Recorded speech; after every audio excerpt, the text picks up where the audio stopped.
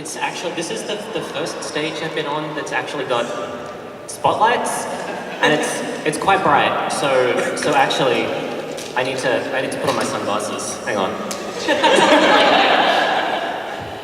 That's much better. All right, thank you everyone for coming to our panel where we sit down and say thank you to all of the wonderful straight allies in our lives. And okay, no, I think I made a mistake there. No, we're here to talk about asexuality and to a lesser extent aromantic dialogue, and it is really awesome to see this many people who have showed up. So, for those of you that don't know me, my name is McNally. I am an independent and freelance writer and narrative designer, and I am going to be moderating this panel. And I'm going to ask my panelists to go down the line and introduce themselves now.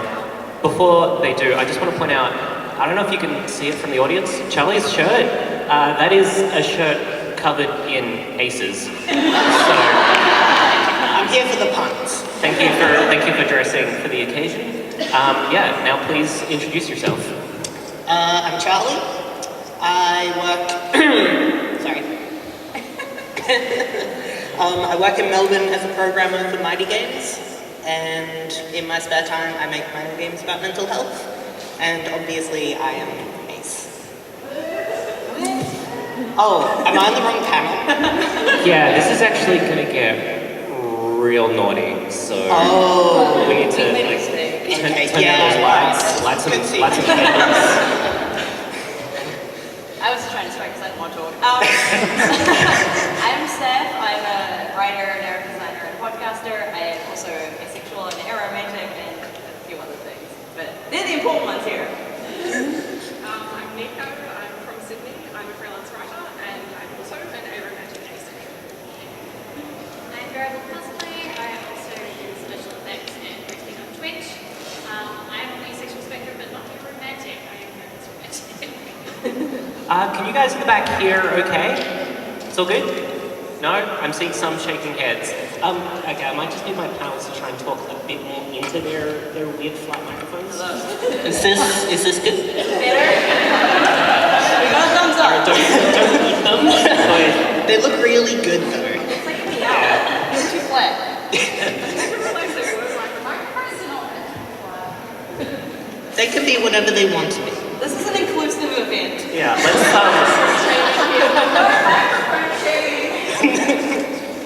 All right, so I just want a quick show of hands. Who here in the audience is here because they're sick of nobody talking about gay stuff and they want to hear their own experiences reflected, or just now, show of hands in the audience. Who has not much of an idea of what we're talking about, and that's why they're here? Awesome. Okay, that is at least a little bit. So I think what we need to do is start with just sort of establishing a baseline.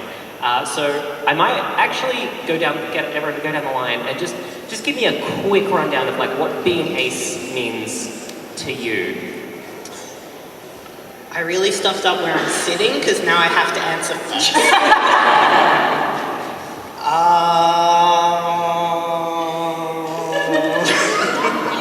I'm sorry, you're now out of time. Alright, okay, I'm eliminated. We're gonna come back to you. Seth. Me? Oh god. Yeah, you're not safe. Oh, I said the middle, so it's going to be a thing. Okay, being ace for me and being arrow as well. I'm talking about like, I don't know what to say to this. Get personal. Get personal. Oh, Yeah, it means that I don't like sex. There we go. That's personal. And for me, it just means that I just like being everyone's friend. I don't really particularly like being touched by people unless it's a completely platonic thing. Romantic relationships not really my jam. I just prefer to hang out with people in a chill way. If I have to spend too much time with someone who I'm romantically involved with anyway, I get really stressed out and overwhelmed by their feelings and I can't handle it. So for me, it's just kind of like, I just want to be everyone's really good friend. I don't really want more than that. Sometimes I get more than that and I'm just so like, But no offense to my boyfriend, for the record. But yeah, it's me just wanting to be chill, and that's kind of all I like. Yeah, no, that sums it up almost perfectly. At least from my experience. But yeah, basically, I do not and have never experienced sexual or romantic attraction. And it took me a really, really long time to actually recognise that that was a thing. I didn't realise I was ace until I was 25. I'm 27 now, and that's insane in a lot of ways. But I'm really, really glad that I was able to find a label to put to this. And I grew up thinking I was broken, and I'm not. I'm just ace. Exactly. I think a lot of people also think that's a lack of something because you're not having the same feelings that they have, and you're like, well, no, I have these really fulfilling relationships that just aren't that. So it's just a different category. I can probably answer now. Is this still our answers? Yes, everything they said, and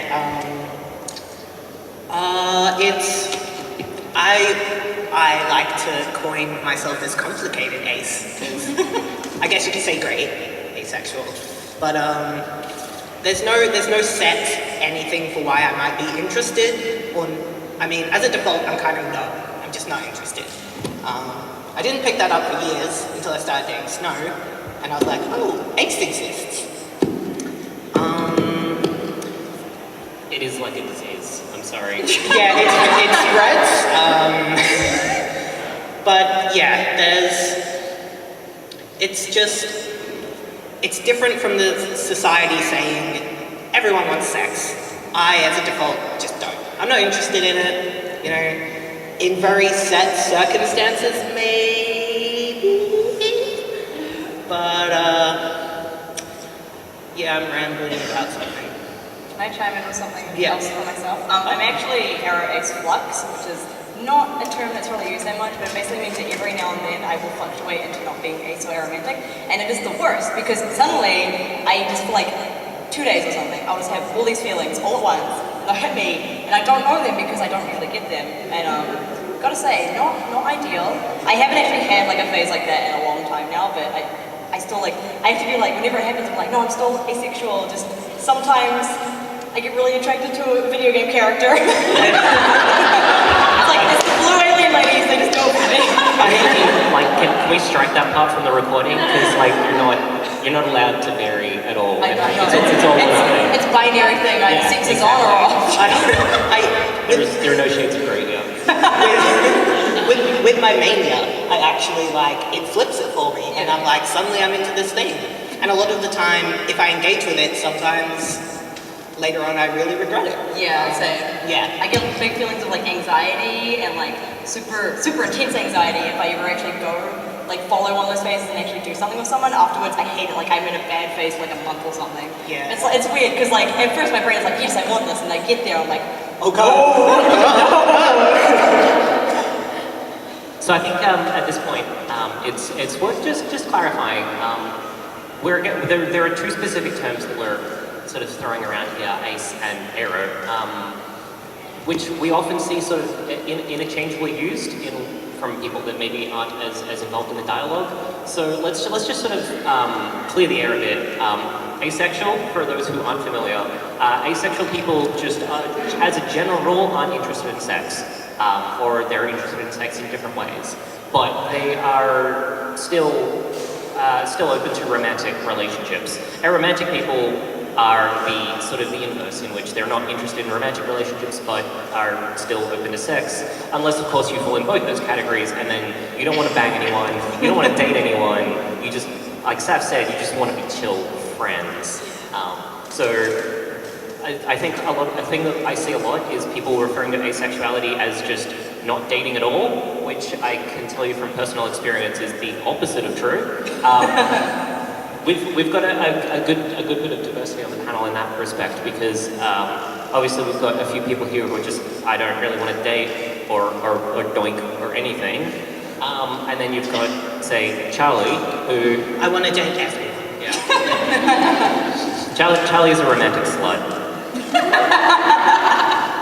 I won't deny it. So, okay, can I get you guys now to talk about like how your first experiences with encountering ace as like a concept that you could identify with and aromantic, and like what it was like before you kind of clicked with the idea that like it just doesn't have to be for you. Like before you get to that space where you're like, I don't know, like everyone else is really into this thing, but I'm just not, but I'm supposed to be, so I am, but it just is, it's not the same for me as it is for like on TV or whatever.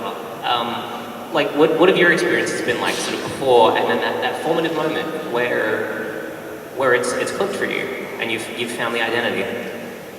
I actually have an answer. Before I moved to Melbourne, I had no idea I was ace. I didn't even really know what it was. So I did sleep with a lot of people because I thought that was the thing that I should be interested in. So I'd date someone, and if they were interested in like sex, I would be like, oh, okay, all right, I'll do that. And that's just kind of, I don't know, I didn't know any different. I didn't know I wasn't into it. I was just kind of like, this is the normal thing. I guess I do it, whatever. And I moved to Melbourne. I started dating Snow. And the moment where it kind of clicked for me, I think I had just set up a date with someone. Actually, someone that's still a partner of mine now. I just set up a date with him, and I was telling Snow about it, and I don't know how it came up, but like Snow kind of pointed out, you know you don't have to sleep with them, right? And I was like, well, what, like, yeah, I know I don't have to sleep with anyone, but what? And I knew Snow was ace, and it kind of clicked for me that I was like, I'm not really into this. Like, I'm, like, dating Snow and having zero pressure or thoughts about sex ever coming up was amazing. And I was like, why haven't I been doing this my whole life?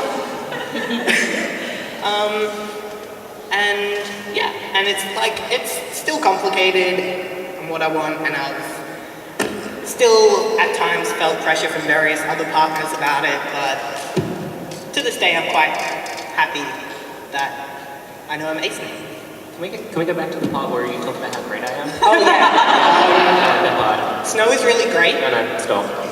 In my phone, they put in their contact details, literally the best person ever. How can I follow that? By talking about me. No. Do not. Don't challenge me. So I don't even remember when I first discovered the phrase like asexual or even aromantic. Like both of them have been ingrained in my memory in some way. I saw them the first time I kind of realized that I was different. I always thought I was a bit of a late bloomer. That like one day I would hit a phase, like I'd hit a day where I'd wake up and be like, oh, I get why all my friends like boys so much now. And it never really happened. But I had a partner that I was with for quite a while, and we got to the point at some point where we almost got to like doing the sex. And went down to the bone zone? Yeah, we almost got down to the bone zone. And I was kind of just like, this is the worst thing in the world and I want to die right now. And so I basically like, the relationship basically ended there because I didn't know what was happening, they didn't know what was happening. It was just like, oh, bad in all places. But that's kind of when I first started to realize that it was more than just me being a late bloomer. It was something in me that at that time I thought was broken, which I think is a big theme with asexual people. And it's also kind of when I started to realize about my aromanticism as well. But I remember learning about the term ace flux because that was quite recent. It was a couple of years ago. One of my friends was tweeting about it, and I was like, what does that mean? And they explained it to me, and I was like, wait, it's what I am. Because I was always kind of iffy about identifying as ace because I had the phases that weren't that sometimes. This was back before I actually knew a lot of other ace people and they talked about it more. And so finding that phrase and being able to actually describe myself as something more than just ace, because people then get the idea that you don't like sex ever, which generally is true. Yeah, I still don't remember when I found out about ace though. I think it might have been a discussion of the Big Bang Theory that I was reading, and they talked about how Sheldon couldn't be read as ace, and I was like, what does that mean? And so I looked it up, and I was like, well, I don't like this show, but this phrase does describe me.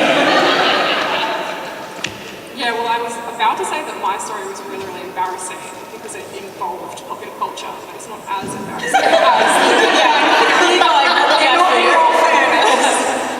So I actually found out, I knew about the word asexuality, like this panel is called. I knew that A didn't stand for ally, but I sort of had this just completely incorrect perception of what an asexual person was, and I think it's what you said that I thought it was the absence of something. And I couldn't apply it to myself because I was this bawdy person with a really inappropriate sense of humour, and my dress sense could have been described as a dominatrix chic. And at my school, like, there was just this completely well-versed rumour that I was sleeping with all my teachers and stuff like that. So I kind of conflated people's sexualisation of me with my sexuality. And because of default heterosexuality, I think that I sort of went, well, I 100% know that I'm not gay. Because when people would ask why I didn't have a boyfriend or anything like that, I'd sort of get the question of like, oh, are you gay? And every single time I'd be like, oh God, no, the only thing I'm less attracted to than men is women.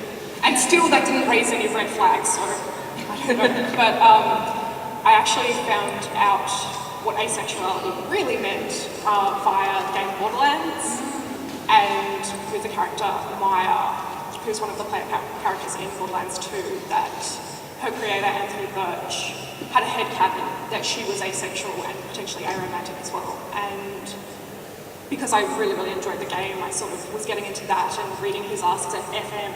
And there was a point where he was telling the people that he was uncomfortable with her being representation for asexuality because she had been designed as something to be sexually desired, and because she wore makeup and had exposed skin and all that sort of thing, dressed sexily, I suppose. And straight away people were saying, but that has absolutely no bearing on her sexuality or lack thereof. And then that was the point that I was like, wait, really? Which is stupid, I know, but at the time that was a big shock to me. And then I basically started researching asexuality and aromanticism. And as I was reading everything, it was like I was reading my own story, but in different people's words. And it was just really, really incredible. It's also, I've had chronic illness since I was 12. So a lot of things I put down to that, but that actually wasn't the case. So, I'm in the same boat there, yeah. Yeah. I put a lot of it down to that as well. Very much so. Very easy to do, but yeah. Yeah, I think the same things of feeling like there was something wrong with me, or that I was doing something wrong. And I'm also an assault and abuse survivor, so I was like, oh, maybe it's just that. So going through my teens, I was also the kid who developed first in class amongst a school of girls. So as soon as you're the first girl who has boobs, you're the first one that they assign sexuality to in the grade. Even if you don't personally feel it in any way, they will apply it to you. So I had all of schooling life being like, oh, but that's who everyone says I am. Maybe that is who I am. And being like, am I just not getting it? Am I the last one to work this out? And like trying to go through all these different experiences to work out what am I doing wrong that means that I'm not feeling what everyone else is feeling. And it wasn't until I was in my 20s, one of my best friends who works in psychology was like, have you ever considered that you might be asexual? I'm like, what? Because I had no idea what she was talking about. I didn't even know it was an option on the cards for me to, I had something that described how I felt. I just thought that I was weird. And I'm like, oh my god, this is a thing. There are other people like me. I'm not just some Nigel over there who doesn't click. So it was really nice to finally find a community of people and have a word that explained perfectly what is actually your identity as well. So it kind of gives you this foundation to who you are. So yeah, there's definitely a recurring theme here where people spend a whole lot of time being like, what's wrong with me? Why am I different? And then you get that moment where you find a concept that exists that you resonate with, and you're like, oh, there's other people like this. This is just a way that you can be, and that's really powerful, and doesn't happen nearly often enough. Like, yeah, I don't it's like think this whole light comes from the sky, and you're like, It makes perfect sense. Yeah. So what I want to ask now is like, can you think of any like we've had one example already, but like what representation have you seen, and what representation would you like to see in video games, especially because this is technically a video game convention. Are you sure? No, it's mostly just a bunch of attractive people in a very large room. That's what I thought it was. That's what I'm here for. So can you guys think of like great like examples that have been meaningful to you in games or TV shows that are in popular culture? So, like, I know there is one, but whenever somebody asks me, I always forget what it is. And I'm just like, shoot, I honestly don't know what it is. Every time I think about it, I'm just like, oh yeah, all the lesbians I can think of. Straight away, so I get list off. I mean, one thing I did like about Knights of the Old Republic, even though, like, because there's the character Juhani, which you can romantically playing a female Revan. And she's really cool, and it's kind of like a Jedi relationship, right? So it's very chaste, and also they don't want to have a gay relationship, being very open about it. So it's very chaste because of that as well. But I kind of appreciate it because I've been playing Mass Effect and stuff, and when you romance Liara in the first game, you get like naked blue lady, which, you know, cool, but also not really my jam. And so when I romanced Juhani, and it was very much like you could tell that you both have a strong relationship, that there's no sex involved or anything. I found that very refreshing for myself. Like, from a representation point of view, it's sort of iffy because she's not asexual, I gather. But I think that's the one thing that kind of resonated with me the most I can think of right now. Yeah. I can't think of anyone specifically, but I just like, I don't want there to just be an ace character in a game. I want to be able to romance anyone in the game and not sleep with them. So now that would be my next question. As you can see, our cup runneth over with representation, so obviously we're all doing great. So what happened when I think definitely, at least some of the people up here are big fans of games in which you can romance people. Especially like BioWare is still like the go-to example for stuff like this. So how do you guys feel when you find yourself engaged with a character and you're really enjoying the in-game relationship, and then the only way to progress in that relationship is to sort of do the horizontal dance dance? That's a euphemism. I was challenged on Twitter, so now I'm...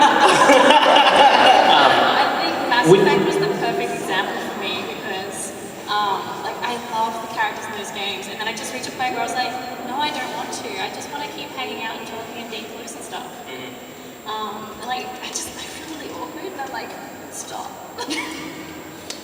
It literally reminds me of the times where I have been in previous relationships and they've wanted to sleep with me and I've done it because I've thought, well, that's the thing to do, and I'm like, oh, games, still the thing that I mean, it kind of goes hand in hand with consent in games as well. Like, it's assumed consent when you're in a relationship, like a Mass Effect. I don't know, I think Andromeda is different. I think at least Charles' route, you can have a non-sexual relationship with him, and that's fine. Cora as well? Yeah, actually, I do know that. I haven't been playing enough the game, people have talked to me about it a bit, which I think is a really cool thing to bring in, because then you actually get consent within the game as a player, because it can be a bit jarring. Like, I remember when I got the sex scene with Liara, and I was just like, whoa, I was not actually prepared for that. Like, I didn't know that was in the game at all. But I love Liara so much, so like, I kind of had to go with that to get that relationship with her. And yeah, I think it's definitely something that should be introduced more, and I know that BioWare is now starting to look at it a lot more seriously, which is nice, because, you know, when you are ace, and sometimes you don't really want to see that, but you get really invested in these relationships, kind of like a real relationship, but not quite that far, and it feels kind of the same. And the guilt that comes after it as well, where you're like, I've made a horrible mistake. Games do not ask consent, generally. No, I almost sleep with Garrus. It's really easy to do in Mass Effect 2 to accidentally almost sleep with him, because I thought the sparring was actually going to be sparring. And then... Look, I was like, let's fight. It seems like good fun. And then he's like, I got some videos, and I was like, wait a second. No. I have accidentally slept with people in real life, sort of near constantly. I'll just make the wrong conversation opportunity. Next thing I know, I'm in bed and I'm like, what are we doing? I need to stop telling people to fight me in case this happens. Can I just say one game that actually does consent really, really well? It's Telltale's the Batman series. Yes. Oh, yeah. Yeah, and so for me, I was playing the game not romancing Catwoman in any way, shape or form, but we were sort of sitting on the lounge together and we were having a moment, just a nice platonic moment, and I said that it was really nice. And the next thing I knew, she was straddling me, trying to kiss me, and for me, playing this on my laptop, going, oh God, no, I didn't want that. And I let the timer run out because I was so going, no, this wasn't what I wanted at all. And she stops. And that's the thing with Telltale games, you're always told that silence is a valid option, but on consent, they showed that silence is never a valid option. She stops and asks you if you want to go ahead or if you don't, and there's no timer on it. You cannot progress until you either say yes or no. And that was so good. And they also did so many really good things with it that I often feel as a player that I'm punished for not going down the romance route. I mean, often that means that like, you break up with them, right? Yeah, like, exactly. It's either sleep with them or you're friends now, Unless you basically. don't get the achievement, which is... Well, that's why we play games. I love in real life when I sleep with someone and then The whole thing But in saying that, the most recent Walking Dead, The New Frontier, the episode that literally came out last week, no huge spoilers, but you're sort of given a similar option with somebody who you could potentially be romancing, and they get so pissed off at you if you reject them in any way, shape or form. And they said things that are basically like, oh, so I imagined all this, and for me, how I was playing my character, yes! And she was so angry at me, and it just made me feel so bad about myself. And I have been in that scenario just so many times in real life, and it's something that I don't want to have to repeat in a game. So it's interesting that those were both two Telltale games, and they handle things just so differently. It was different with writing teams, though. So. Yeah, I know that I know some of the people who work on the Batman game, and they are very invested in that stuff, which is really cool to see. Emily Garrison is just phenomenal. She's amazing. If you don't follow her on Twitter, Yes, you can find her. please do. You've seen like Bug on Twitter or something like that? Yeah. Very sweet human. So yeah, I think let's take a moment now and just sort of talk about assumed sexuality, because in both games and in life there is definitely this just sort of like you are sexual until you say otherwise, basically, until you asserted that you are not sexual, and that's a thing that we encounter in relationships all the time, and it is a thing that is reflected in media. The assumption is that. Unless you say you're not into sex or you don't want sex, that's just a natural part of the progression. That's how pretty much all video game relationships progress, and it's like honestly in personal experience, every like interpersonal relationship you need to have that decision of like, when do I tell this person that we're just like we're not doing the nasty? Like it's just not happening. I'm sorry guys, I burned the best ones first. When you thanks for 2 bags. You need to use that. Well, I can't now. No, you still can because you haven't used it yet. Yeah. I have. Seth can't. Yeah. Snow I can. But there is that moment of like, when do I have this discussion? Like, do I go up front and be like, hey, so just so you know, I would be friends with you, I would date you, but I will not, I will not go there with you. Like, is that your opening? Or is that something where when you feel close to someone, you can trust them, you're like, hey, this has been going really well, just so you know, this is all I want. Like, there's sort of a bit of a risk factor either way. So I want to know, like, how do you guys navigate that? And what is your ideal for navigating that? Like, ideally, I shouldn't have to, like, first date be like, by the way, I'm asexual. Oh, well, I guess you're leaving now, bye. I've had good experiences where one of my other partners, I don't think I told them I was ace until, like, ages into the relationship. I was like, oh, should I mention this? I did. But on the flip side, I've had like a first date and they've kind of like thrown it in there and had them really shocked. Especially because I love flirting, and I don't necessarily, the way I flirt, like I guess some people read that I'm into sex, because flirting's fun. It doesn't mean I want to sleep with you. I flirt with everyone. I probably want to date you. Seriously, ask Charlie out, and there's like a 90% chance that you'll get at least one date out of it. I take it back. Thank you. Yeah, like, we shouldn't have to, as soon as you set up a date with someone, be like, all right, I need to come out as asexual, I need to come out as like, I don't, it's just, why do you assume that I want to sleep with you? Can't it be okay if I don't? Wouldn't it be nice if the tables were turned and if someone wanted to sleep with you, they had to say like, hey, I wanna do this. I wanna make the beast with 2 bags.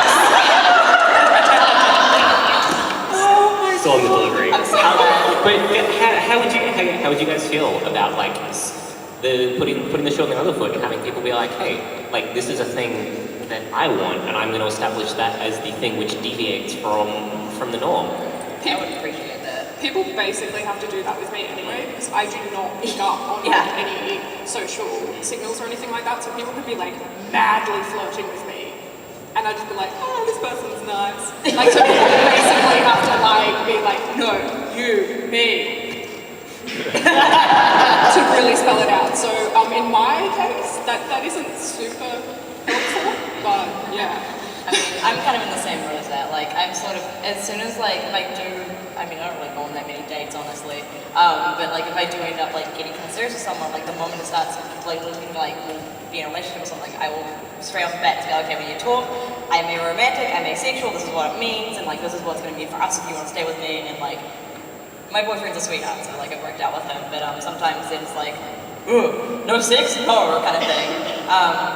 But yeah, I'm kind of saying like, I flirt like crazy because that's just what people do. Like, I basically, I reflect back what people put into conversations with me, so if someone's flirting with me, I'll do it back without really thinking about it, which has gotten me into some situations where it's gone to the point where they're like leaning to kiss me, I'm like, hang on a second, what is happening? So like, if people did like straight off be like, yeah, you know, sex is something I would like to do it one day with you possibly, like instead of me having to like be like, whoa, hang on, we didn't talk about this at all, like I would appreciate it being on the other foot, but you know, that's not how the world works, I guess. I also feel like some people, I'm not pointing fingers, straight men. I'm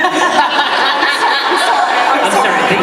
The primary audience here at Australia's premier queer gaming convention. Sorry to all the very straight men. I'm sure there's a lot of you in the audience. Anyway. I'm sure there are some, and you are very welcome, but we do not. No, genuinely, if there are, here. I do genuinely They apologize. probably understand if they're here. But they see it as a challenge. Yeah. And that is just the most frustrating thing. And they say some of the most appalling things like, oh, we just haven't slept with me yet. And I've called it so many times. I'm like, trust me, that would not change my mind. You're probably bad. They're going to cure your asexuality with their magic dick. Yes. It's not that good. You just need to try it once. It's like they come from the Church of Magic Wang and they're like, we'll convert you. Like the same thing with lesbian women, they're like, they just haven't had a good dicking yet. No, that's not how this works. Yeah, we get quite a lot of like, because I mean I'm bi as well, so you know, contradictory, but like I get a lot of similar things between being ace and being bi, and like you just haven't found the right guy yet, and then you'll be straight and also not ace anymore. I'm like, that's not how any of this works, trust me. Let me there's explain a lot the of order things, to yeah. But I think also being a cosplayer, we have sexuality added to us all the time because some people don't realize it's not a fetish. We just play dress ups as adults. And for me, because I I work look with damn fine doing it. But because I work with children's charities and Disney and all that kind of thing, so I'm very upfront all over my profile, like, I am asexual, please don't assign sexuality to me, I'm not dressing like this for you, or the thing in your pants. And I think one of the things I've been really lucky with is that I've managed to get a lot of asexual and demisexual followers as well, who bring people into line. So they've been self-moderating in a way where if someone says something really inappropriate or graphic or a dick pic or anything on my page, they're like, hey, she's a nice lady. So it's nice to have that little community of people sort of putting the blockades up, but it's kind of disappointing that sexualizing other people is the default for a lot of people as well. So There's a little piece of meat that I want to dig into there in a purely platonic sense. The idea of she's a nice lady. There is definitely this. There is a lot of like social. I don't want to say stigma because it goes in both directions, much like Saf. But there is definitely like sex is in this weird place of like it is both the default, but it's also dirty, right? Like demonized. it's like especially and there's a lot of misogyny tied up in that, and that's a whole other kettle of fish. But like there is definitely this this weird line that is drawn between like if you are sexual, especially if you are someone who was read as female or feminine, then you are dirty in some way, and there is this weird dissonance I often find with this idea of not being someone who really engages in sexual activity. I don't know if you guys get this, but I get reactions where people almost feel defensive about their sexuality, like, don't do this to me, bro. Like I've had a guy on my page that looked at one of my costumes and was attracted to the character I was dressed as, and therefore wanted me to like embody his fantasies. And I was like, it's not gonna happen, buddy. And then he's like, but you were asking for this, you baited me. Like, why are you putting me down? And tried to guilt trip me for not reciprocating. That's not how it works, buddy. Exactly. I'm like, and goodbye. Yeah. But like, there's this weird disconnect where they just don't get that it's not like that at all. I definitely have a lot of very sexual friends, and I love them dearly.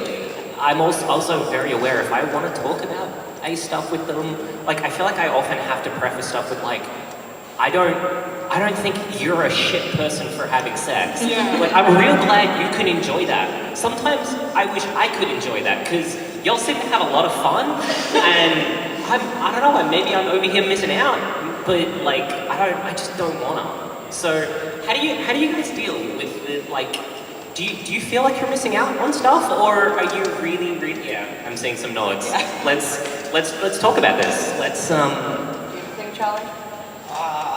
Okay.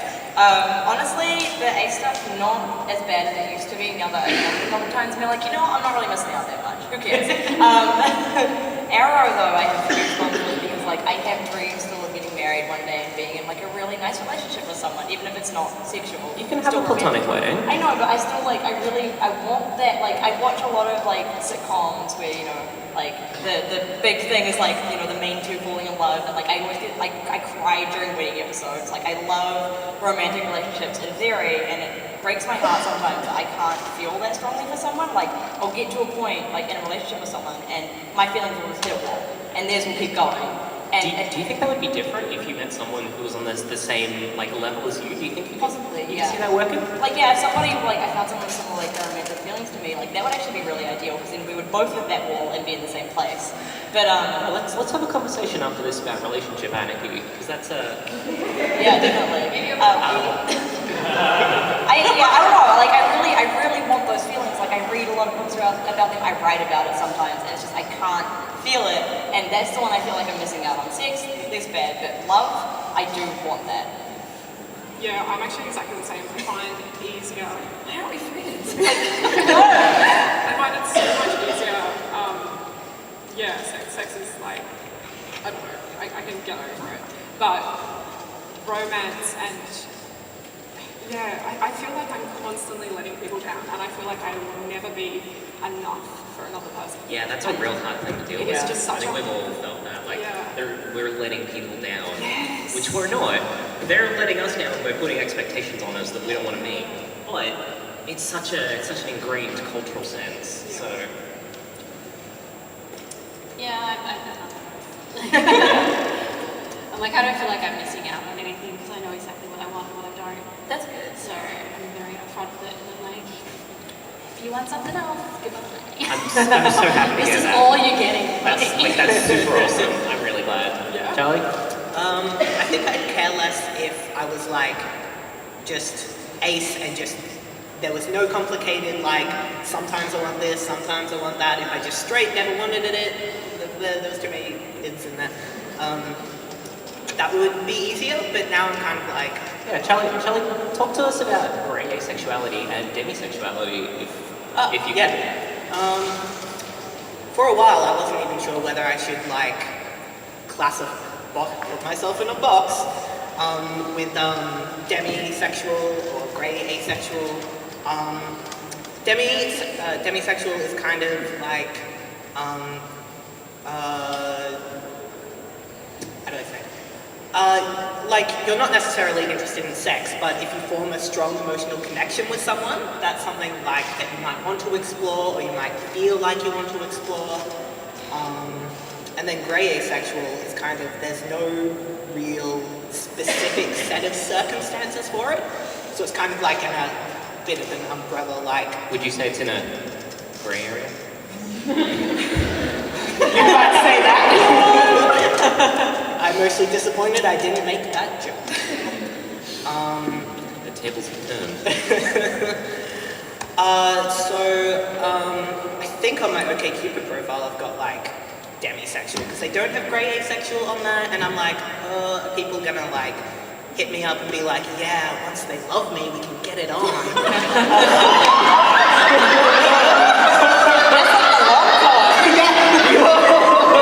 Sorry, buddy, it's a little more complicated You are than that. definitely a walking video game. Just buy you enough presents, get that bar high enough. Give me enough cheese. Just every day a block of cheese, I'm yours.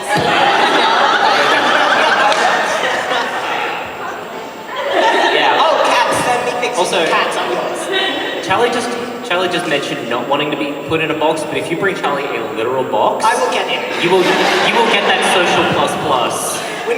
When I see a box or a suitcase, I'm like, I can fit in that. I do the same thing. Oh my god. I actually got myself stuck in one of my suitcases because I could fit in there and then I got stuck because I couldn't quite fit in it. I've done that.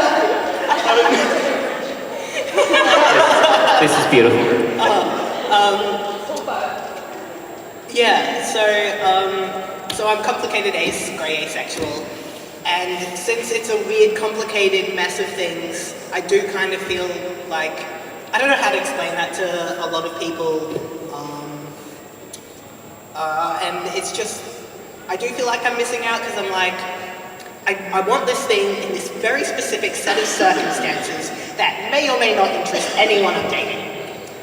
Or anyone. It's a constant conversation, right? It's Yeah, not just it's one thing of like, hey, I am this, and this is how it will always be. And it's I am this in this second. Yeah, exactly. It's not even I am this. That can be hard to communicate though sometimes, because if you say to someone, this is a thing that is a bit fluid, this is a thing that changes, then you might be setting up the expectation that it'll happen one day. Like you just had that. Yeah.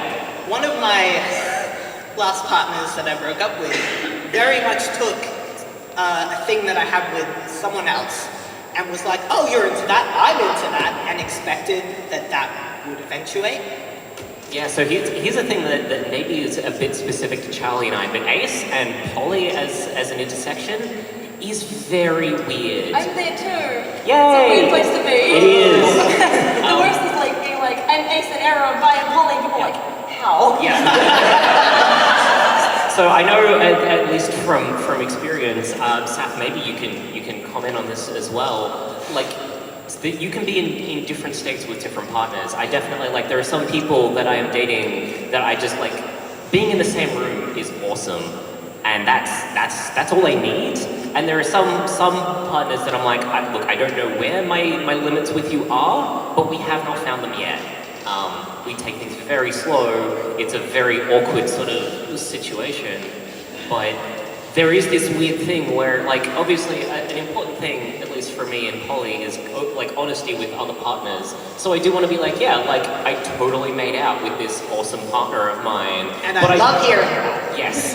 But then it's like, I don't want to say like, hey, I just took this really big, like this thing that is a big step for me. I don't want them to hear that and be like, oh, so you're into that now. That's not how it works. And and that's, yeah. Have you guys had experiences like that at all? Yeah, a little bit. Like, I mean, I haven't really done too much like poly because everyone I end up liking is always super monogamous. But it's like, yeah, I did realize that, yeah, I have different kind of like comfortable states with different people, even if I like them both a lot. Yeah, I would feel different comfort levels, which is hard to communicate to people because it's like, just it's not like I different don't like vibes. you. It's just that it's different. Yeah. Yeah, I know that Charlie has had that exact scenario as they just said, and like, yeah, I've done stuff with other partner, and someone's been like, well, cool, I'm so glad that's on the table now. It's not a good feeling. Have you guys had experiences where you've had poly partners who have sexual lives outside of you because they are not ace and they are very respectful of you being ace? Have you had that situation, and has that been weird to navigate? Because I can definitely say, like, I have sexual partners and their sex lives are very weird to me because there's not a jealousy in the sense of like, how dare they sleep with someone else or anything, but there is this weird sense of like, oh, that's important to them. That's a thing that they engage with that I just can't offer. Is that like, does that impact my relationship with them? Is our relationship lesser? Is that a thing that they notice an absence of? There's a lot of layers to that. Can you guys talk about that a little? Yep. Yeah, you go first. Yeah, so we all know I had one bad partner that it was a bit weird with him.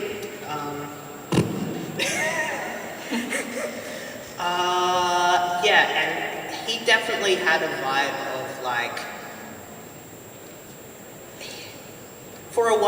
in the beginning he was quite respectful of my ace boundaries, but as soon as my ace boundaries became fluid, it was weird. It was just like, I felt weird about what he wanted because I could also tell he was reflecting that on me and not just people he was into.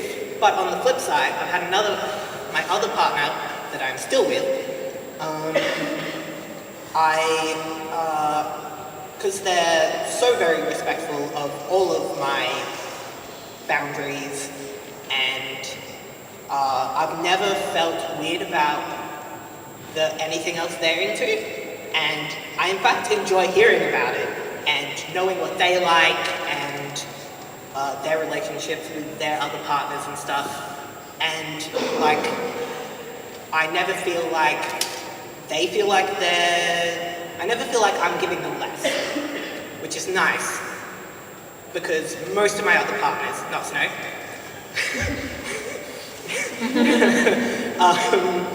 I've always felt a bit of pressure from them. I'm just waiting for my moment. You're gonna be waiting a long time. We are going to get down and dirty. And we're both gonna hate it. Oh yeah.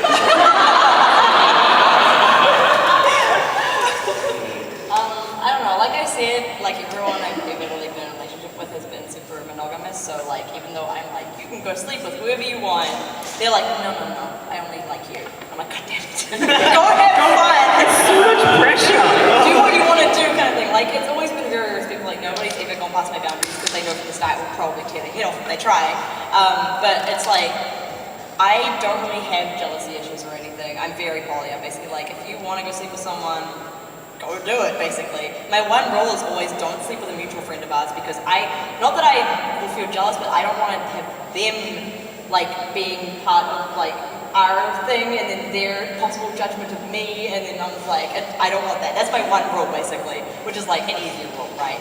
But, yeah, I need to date more actual poly people, because, yeah, I always feel really bad. Like, even though I know I shouldn't, and they don't want me to feel bad, I always feel bad that I can't fulfill that much. And I'm always like, just go, be free for a weekend, please. All right. So we've got 10 minutes left in this panel. I want to see. Does anyone in the audience have any questions? We have a roaming mic, so put up your hand. Yeah, we've got a beige scarf right there. Let's. We have something Oh, awesome. yeah. All right. Go first, though. So there's a lot of conflation of ace and arrow within people, not as in aceness and arrowness itself. Do you think there's naturally more of an overlap, or is it just if you're one, you're more likely to realise you're the other? Well, how about our people who are ace and arrow talk about this a little bit? What was that again? Do you feel like there is like a natural overlap there, or do you think it's just exposure to one dialogue just naturally leads to exposure to the other, and it helps you sort of identify that? For me, it kind of makes sense, and I think this is just based on my own experience and hearing about others, but I feel that it would be a lot more difficult to just be one, to just be asexual. Yeah, that's I'm sure you guys easily know. Or to just be aromantic. So that's a thing that, I mean, I know a lot of aces who are aromantic, but I also know a lot of aces who aren't, so I'm not sure if it is a thing that does naturally happen, but yeah, it seems easier for me. I think it's not necessarily something that does happen that often, because I know a lot of people that one or the other, but it gets conflated a lot by media because it's easy to be like, they're asexual, they don't want anything, they're a robot kind of thing, which is definitely a problem. Yeah, I would say probably the way that like the sort of consensus narrative of asexuality, the way that conflates them, probably informs people's expectations of themselves. I would say there's probably a not insignificant number of ace people out there who actually would love to date, but just don't view themselves as dateable, or just don't consider that an option for themselves. And I don't want to write anyone's narrative for them, but I think we could all benefit from understanding the nuances there, and also understanding concepts like demisexuality and grey sexuality, and just sort of the fact that we can make our own rules for ourselves. Well, there's also a huge conflation in media of asexual and aromantic with autism. Yeah. Characters that often get read as autistic are often also read as asexual and aromantic, which is not necessarily true, because there are autistic people that like to date people and have sex with people, and there are people who aren't autistic who don't want either of those things. So it's all like, that always ends up happening like with Sheldon and the Big Bang Theory. Like, I hate that show so much, but he's such a good example. Why do you keep bringing it up? Because he's such a good example of a character who's read as like autistic, and then the show was like, no, and like ace and aromantic in the show is like, no, actually not really. Yes. And like, he's a perfect example of like the character who embodies like the weird kind of robotic kind of person, and everyone's like, oh, he's asexual, he's aromantic, he's autistic, and it's like, not necessarily all three of those things. The Big Bang Theory is a show of like garbage It's mashed bad. together. I hate it so much. Yeah. And like The Doctor is another example of that as well. Yeah, definitely. Yeah, all right, let's get a Twitter question, and then we'll go back to an audience question. Okay, do the panelists ever headcanon characters ace, arrow, or both to try and make representation? All The time. Yep, 100% all the time. As the default. In fact, if I do not see a character have sex, they are ace. Yeah. If I see them have sex, they are probably just a little bit grey. Like, yeah, how do you guys do specified that? otherwise. Yeah, like they have to be proven to not be ace for me to be like, oh, I guess they're not ace. I'll always assume it first time. Yeah. That said, like there is a bit more about like fandoms do have more in-depth discussions about this.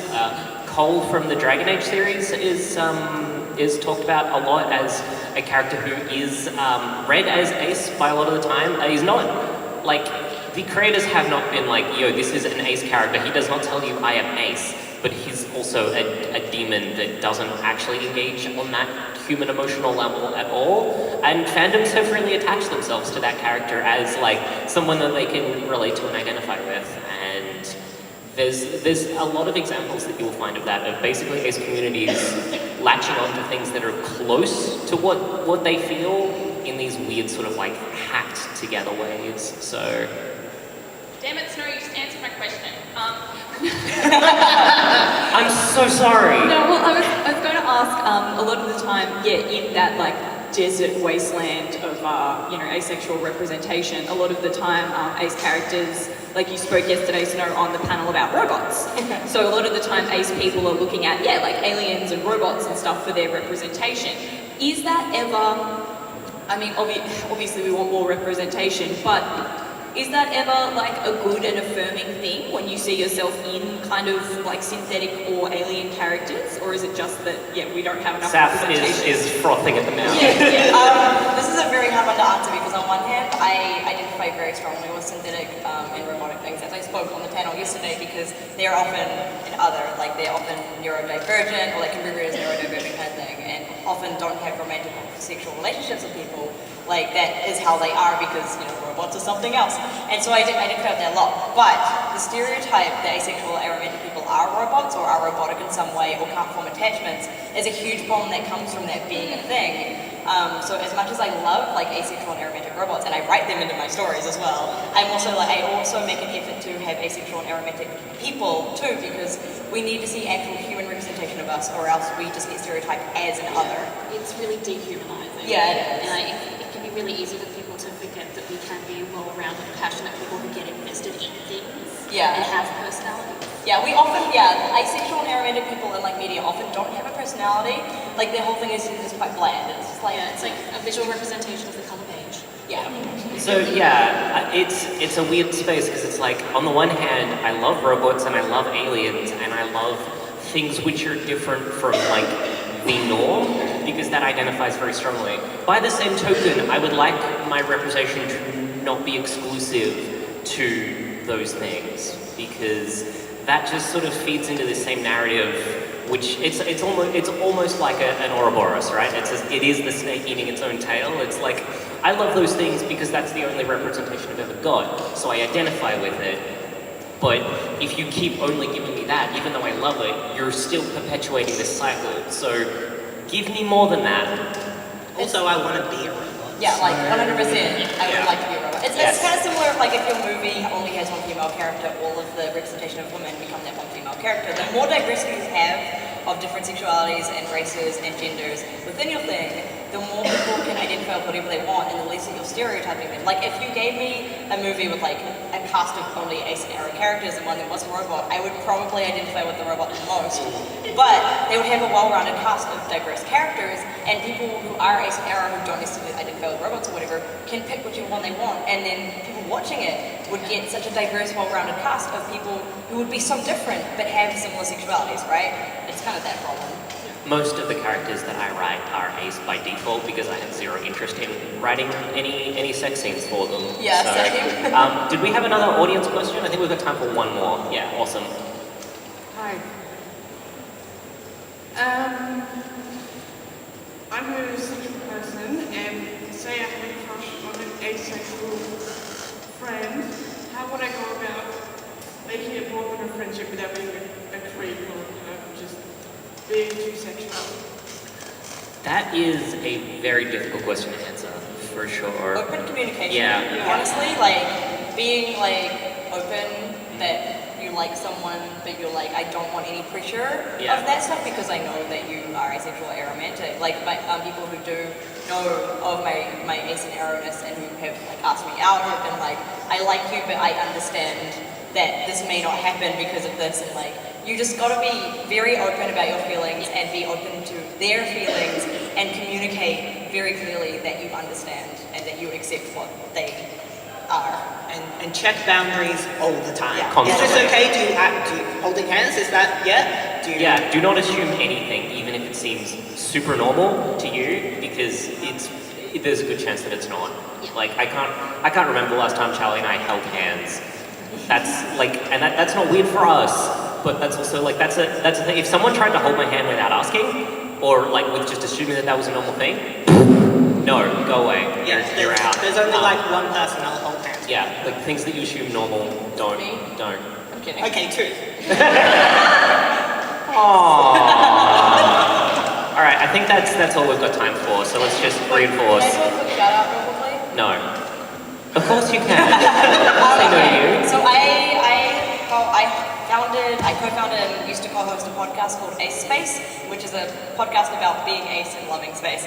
And so if you like podcasts and you're asexual and want to hear more about asexual stuff, I'm not on the podcast anymore, but the two women who run it are amazing, so you should definitely check that out.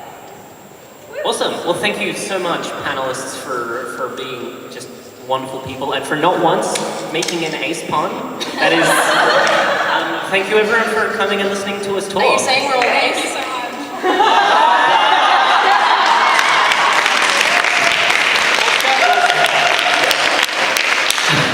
Sorry, but that is all we have time for, but we will be in the hashtag afterwards, and just come talk to us if you have any questions. We love you, but not in a sexual way.